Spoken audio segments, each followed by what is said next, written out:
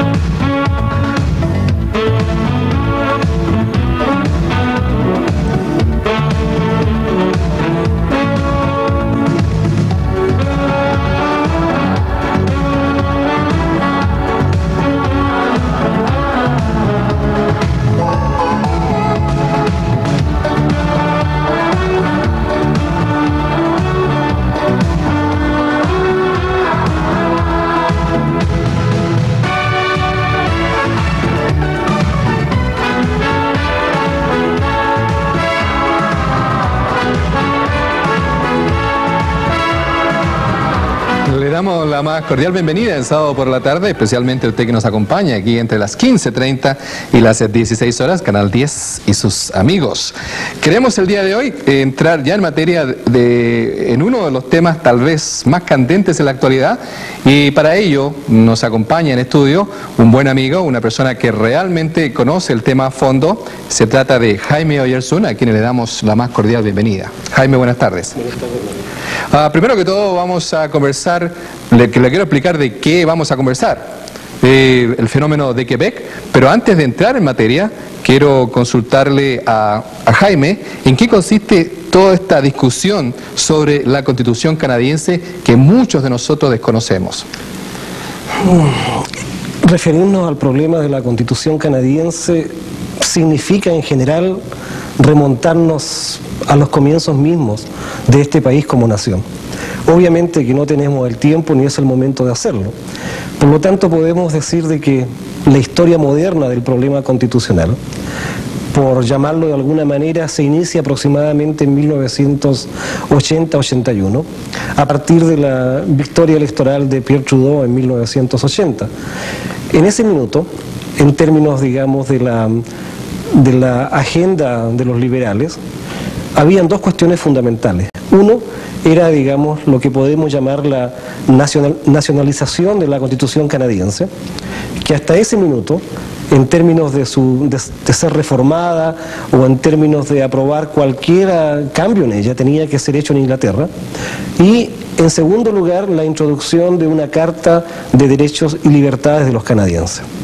El gobierno liberal en 1980 inicia ese proceso y logra en 1982 nacionalizar la Constitución e incluir esa Carta de Derechos y Libertades. El problema es que hay una provincia, en este caso Quebec, que no firma ese acuerdo constitucional. Si bien es cierto en términos legales, Quebec es parte de este acuerdo constitucional. Ese fue el veredicto emitido por la Corte Suprema en 1985. En términos políticos y en términos morales, Quebec no ha firmado la nueva Constitución canadiense. Entonces, todo el problema que empezamos, digamos, a ver en los últimos años es cómo lograr que Quebec firme ese acuerdo. Ahora, en 1985, el ministro de Asuntos Intergubernamentales de Quebec, Gilles Remillard, que es el mismo de ahora, plantea 5 demandas fundamentales. Esas 5 demandas fundamentales son incorporadas prácticamente en términos textuales en lo que se conoce como la propuesta del Acuerdo del Lago Meech. ¿Cuáles eran las 5 demandas fundamentales de Quebec para firmar la Constitución? Las 5 demandas fundamentales de Quebec eran, primero, el reconocimiento de Quebec como una sociedad distinta. Segundo, el reconocimiento de que en la Corte Suprema de Canadá, que está compuesta por 9 jueces, 3 deberían ser de Quebec. Tercero, el entregar a Quebec algún tipo de poderes especiales en cuanto a cuestiones relacionadas con inmigración. Cuarto, cuestiones relacionadas con el gasto público. Es decir, la posibilidad de que Quebec, en este caso, pudiera, digamos, desarrollar o asumir algún tipo de programas que, siendo hasta este minuto llevados a la práctica por el gobierno federal, pudieran ser llevados a la práctica por Quebec y Quebec fuera compensado económicamente. Y quinto, la posibilidad de que si alguna provincia otorgaba al gobierno federal alguno de los poderes que bajo de la Constitución es un poder provincial, esa provincia recibiera compensación económica.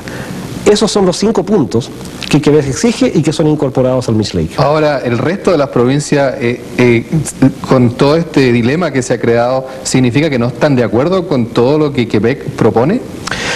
Bueno, la propuesta, el pedido de Quebec y la propuesta del gobierno federal en 1987, todos sabemos que en junio de 1990 el Mitch Lake Accord muere.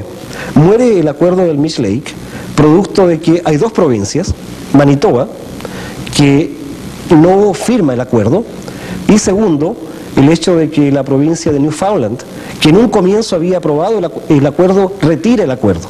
Conclusión, no hay unanimidad en el resto de las provincias para firmar el acuerdo y el acuerdo muere. ¿Cuáles son las razones? Las razones son varias. Una de ellas es que hay una gran cantidad de provincias que plantean de que el hecho de reconocer a Quebec como sociedad distinta e incorporar ese reconocimiento en el preámbulo de la Constitución canadiense significa entregar a Quebec una serie de poderes que no tiene el resto de las provincias. Ahora, ¿cuál es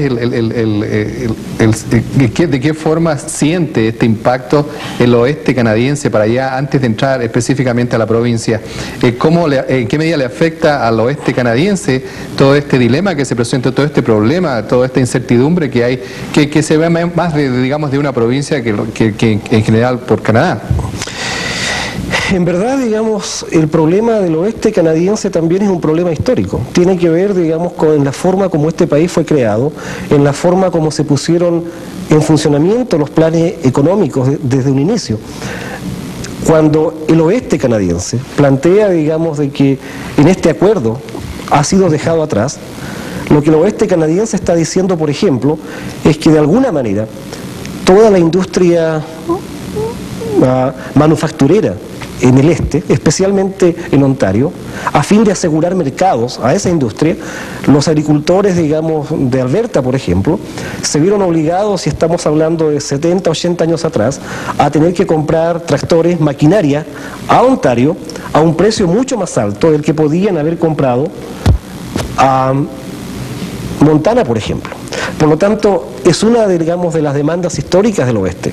Tenemos el problema de la nueva política económica durante el gobierno de Trudeau, bajo la cual el oeste canadiense se vio obligado a vender su materia prima, fundamentalmente gas y petróleo, al este canadiense a un precio por debajo del mercado internacional.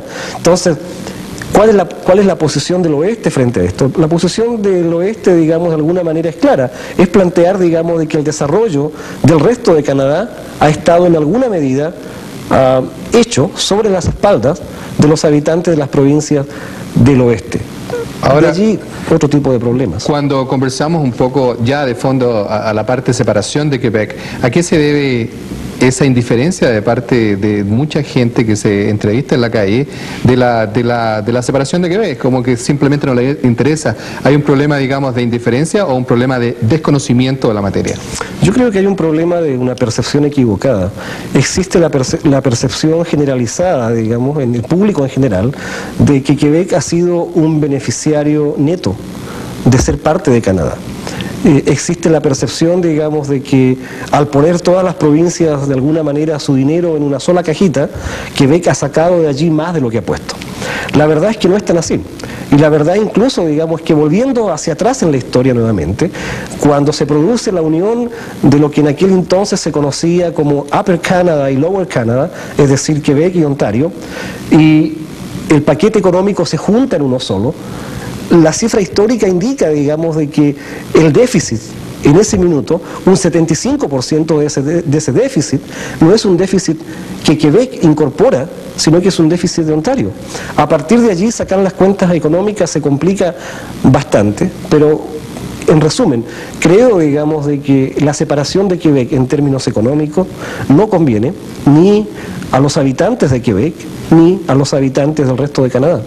Sin embargo, el problema también es cierto, no es un problema estrictamente que pueda ser discutido en términos económicos o racionales, porque hay un problema emocional de por medio. Un problema emocional, digamos, de que de alguna manera si los habitantes de Quebec quieren construir su propio Estado, quieren construir su propia nación, al margen, digamos, si les conviene económicamente o no, van a hacerlo. De la misma manera, digamos, como Latvia, Lituania, Estonia, no creo que les convenga tampoco económicamente ser una entidad pequeña en un mundo, digamos, sumamente amplio, pero sin duda está el problema emocional, el hecho de sentirse parte de una nación. Y es bien difícil discutir, digamos, en términos racionales cuando lo que se está planteando es una cuestión de carácter emocional, aparte de también una experiencia histórica que en este minuto no hay tiempo de conversar en profundidad.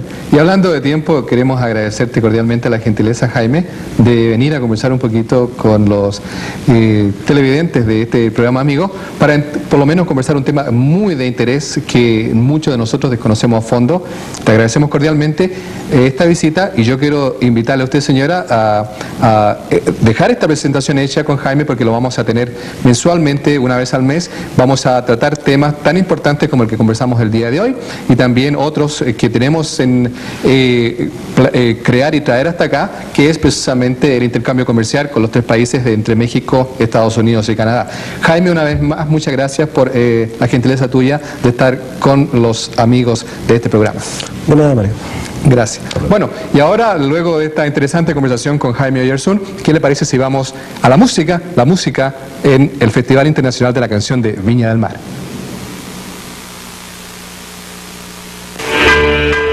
Univisión presenta otro encuentro con lo nuestro.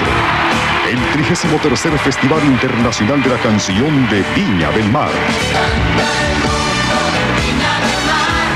33º Festival Internacional de la Canción de Viña del Mar es presentado en parte por